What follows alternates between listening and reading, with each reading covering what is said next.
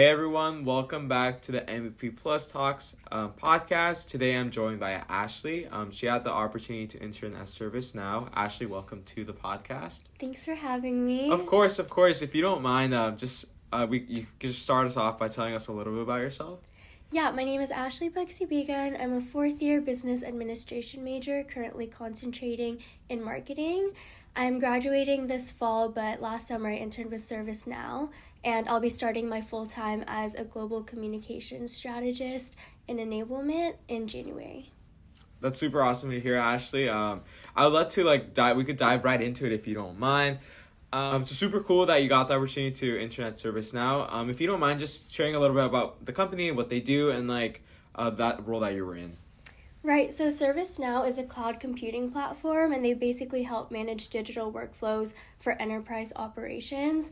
And what I did was I was a global enablement communications strategist.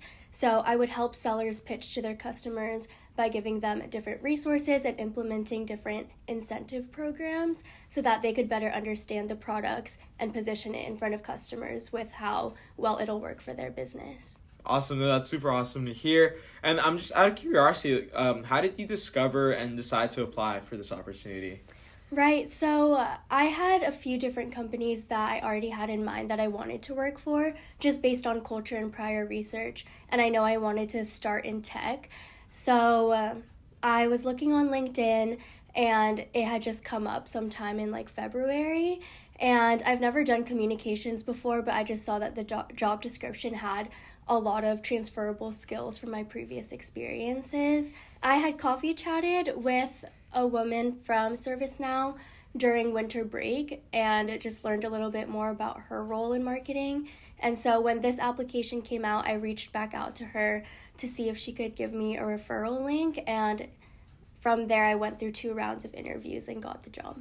Awesome. No, that sounds good. And a little bit, I did want to ask you a little bit about not necessarily what the interviews were about, but how did you approach interviews? What did you do to prepare? I know you mentioned you did research prior. Is there anything else that you did to prepare for these interviews? Yeah, so I did a lot of research in terms of company values.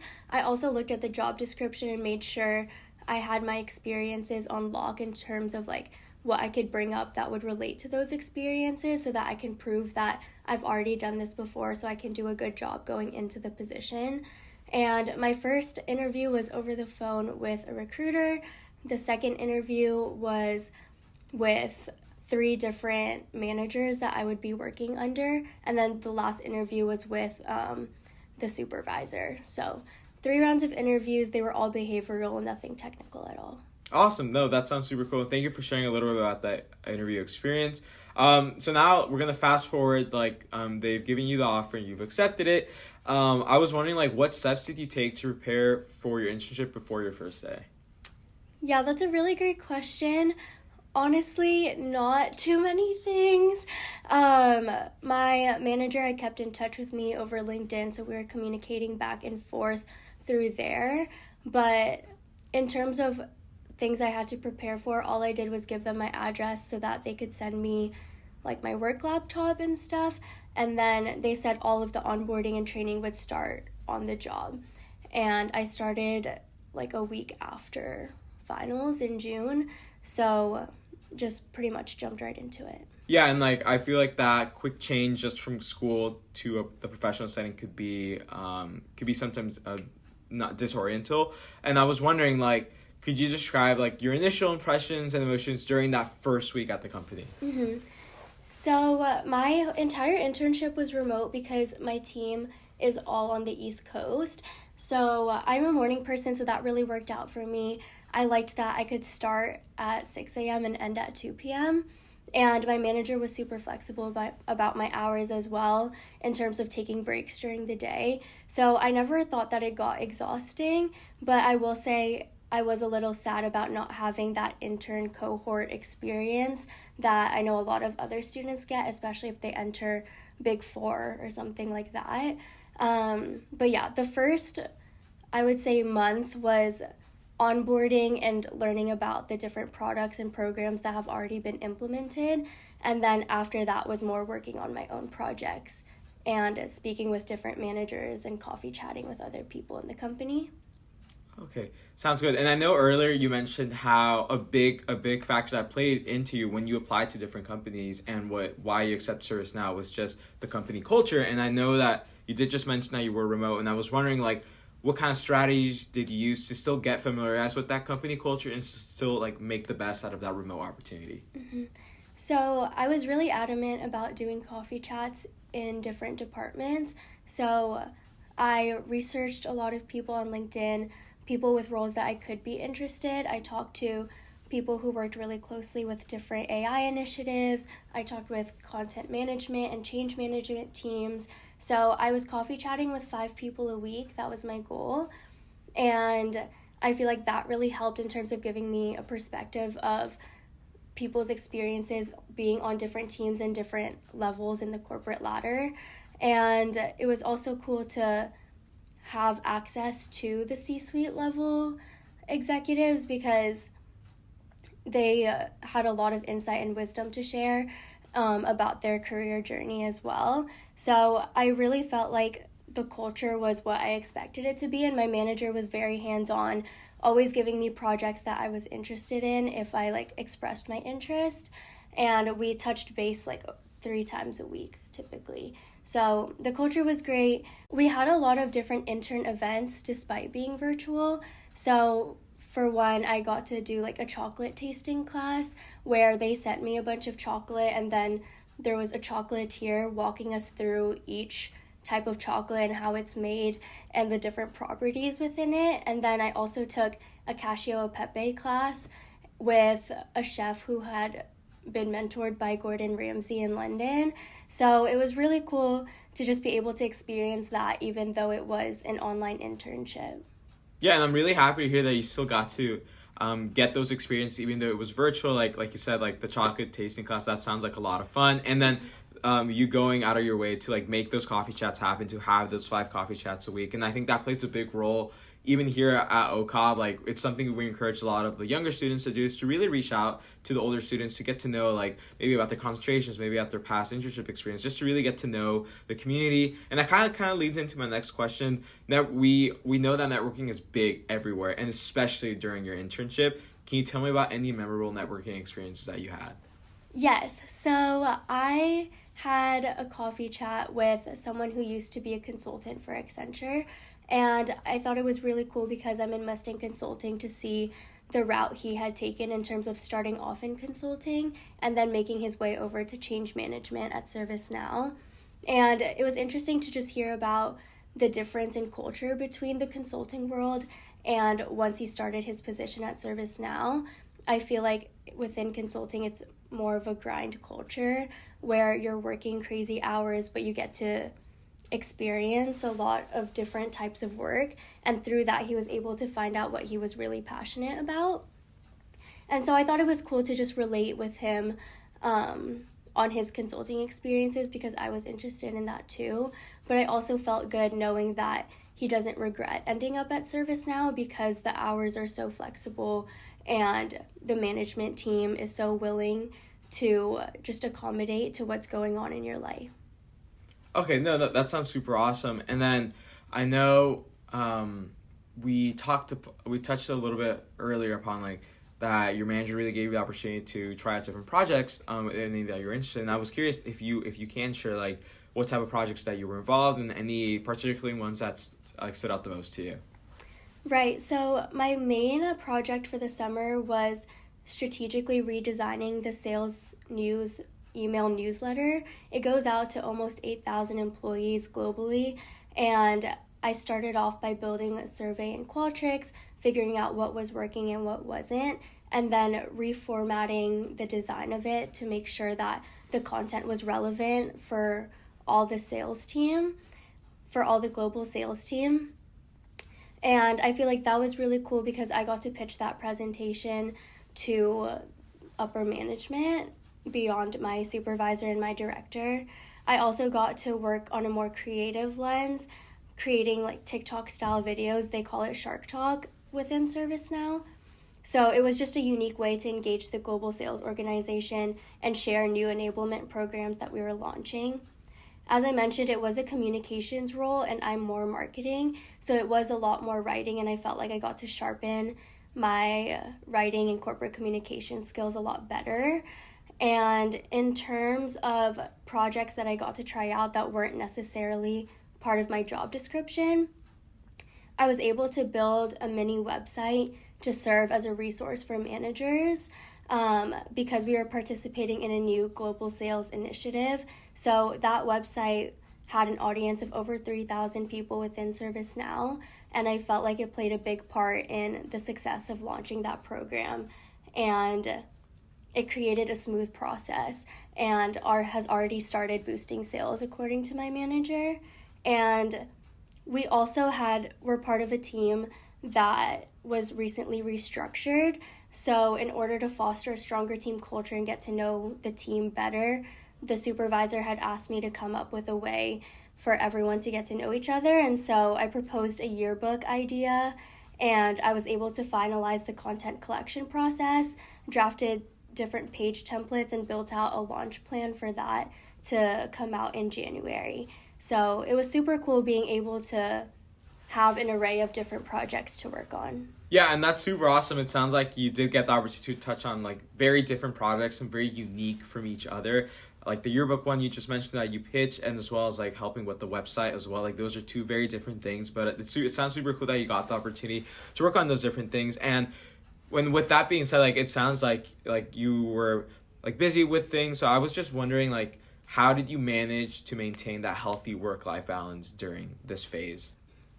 Yeah, so as I've mentioned, my manager was really flexible in the hours that I worked. So outside of my team meetings and my one-on-ones with her, she would really encourage me to like leave my laptop, go take an Orange Theory class because we bonded on going to Orange Theory. So she said if I ever needed a break in the middle of the day to like work out, go on a walk, cook a lunch for myself, like she was very open to that, and in fact even encouraged it just so that I would have a refreshed mind coming in. I would also work in different coffee shops, and I felt like changing my environment, sometimes working outside, was really helpful, especially working a remote internship. I think changing my surroundings helped with having the work be less repetitive day to day. Yeah, and I think that plays a big part, like especially like you said, making time for yourself and having that open communication with maybe a supervisor or a manager. I know especially here at OCOB, as students get involved, as people get involved, like our schedules tend to get more busier, but I think like you said, it's important to make time for ourselves and to really check in with our supervisors or with a manager to see if we can make that time for ourselves, because like most times, like 10 out of 10 of the times they are willing to make that accommodation to make it happen, because they do want to recognize that like we are first, and without us being in the best headspace, we won't deliver the best results when it comes to doing work and things like that. And I'm curious, just as your internship came to a close, how did you reflect on your overall experience? So during the internship, I kept a weekly accomplishment log of projects I was working on, what I accomplished, and also tracking my conversations with the different people that I was having coffee chats with. So at the end of the internship, I was actually able to build out a full report to send to my manager and the supervisor above her, just to show the impact that I've already had. And it was super cool just seeing like during your day-to-day, it doesn't feel like it's all too much.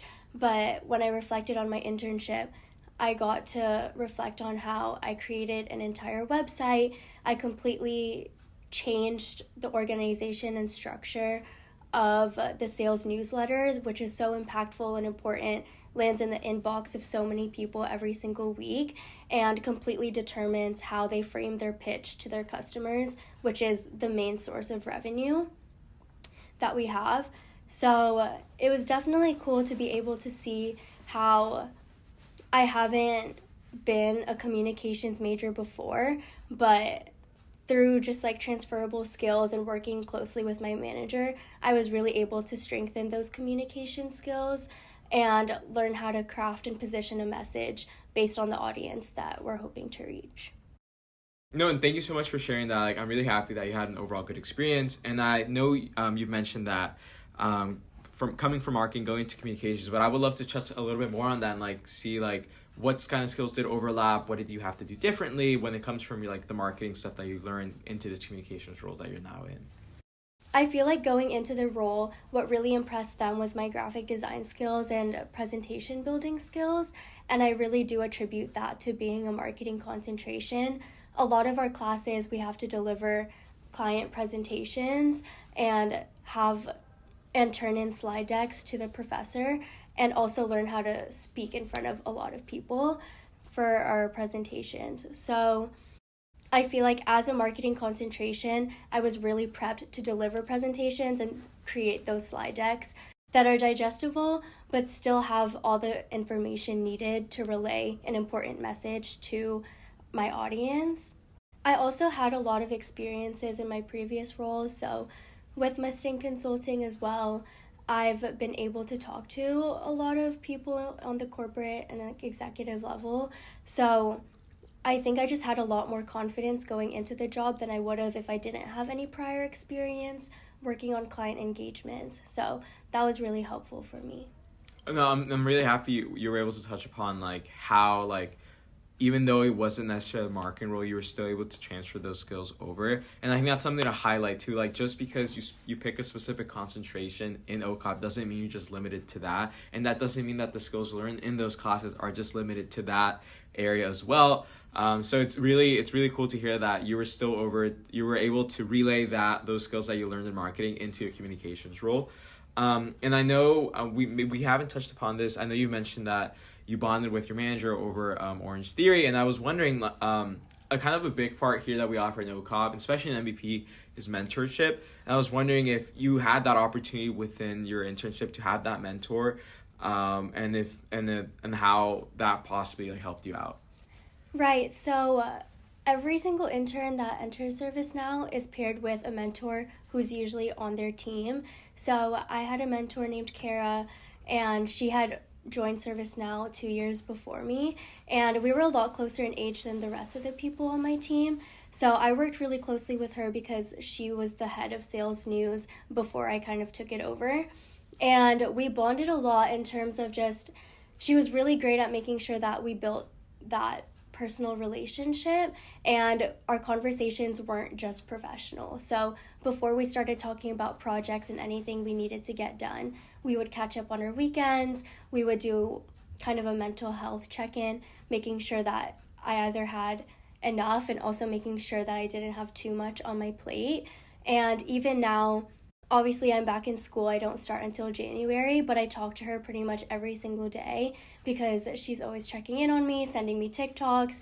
We found a lot of things to bond about beyond our work. Like we both really liked cooking, and we both really enjoy online shopping and traveling. And so I feel like I really leveraged her in terms of both how can I progress professionally, but also how can I make a friend in this virtual environment when I don't have access to a lot of people who are close in age to me. And I completely agree with you. I feel like being on a virtual environment, that makes it even a more harder task to get that bond, but it sounds like you did a really good job with it. And like you said, like you want to find that perfect balance between professionalism and also like friends, because it's important to have both, because if you just have one, then the other side will tank. And like you said, like you were able to find a good balance, and it's just like getting to know the person, talking to that person, finding interest, and then from there like being able to bond over those interests. And kind of to wrap up our podcast today, I was wondering if you had any advice to give to other students who are about to embark on this internship journey, whether it's they're about to start applying, they're interviewing, or they're prepping for their first day. I would say my first big tip is definitely to have that list of companies that you really want to work for, and start coffee chatting with anyone that you can connect with, because at the end of the day, the referral is going to get your application to the top, and making those connections before the application even opens is going to help you out, because it's more natural to reach out to someone before the application opens and then reach back out again for a referral, rather than reaching out to someone with the intention of getting a referral by the end of the conversation. I would also say that keeping track of all of your accomplishments week by week is going to be one of the most important things you do at your internship, because your manager is super busy. They're not going to remember all the tasks that they're giving you. But by the end of the internship, if you can break it down for them, everything you've done, it'll help a lot in terms of showing your impact and your value to the team, and will definitely help you secure that full-time offer afterwards. And also, don't forget to reach out and ask for more work. If you feel like you don't have enough on your plate, it's always helpful to ask your manager to help out with anything else that you could contribute to. You'll gain a lot more experience that way, and it shows that you're taking initiative. Your manager isn't always going to be thinking about you just because they have so much on their plate, and so they may not always come to you with enough projects and work to do for the week. So it's kind of up to you to find those experiences for yourself and prove to them that you can add value to the team, even if they may not necessarily be giving you all the projects that you could be working on. And Ashley, thank you so much for sharing those encouraging words, and I hope people really listen and like do those tips that you recommended. And overall, I just want to say thank you again for joining us today in our podcast. We're super grateful that you're able to share your insight and your experiences. And I'm really hopeful that students will take this, and then will, start like you said, reaching out to those, making that list of companies, starting those coffee chats. But yeah, thank you again so much for being here today. And yeah. Thank you. Of course.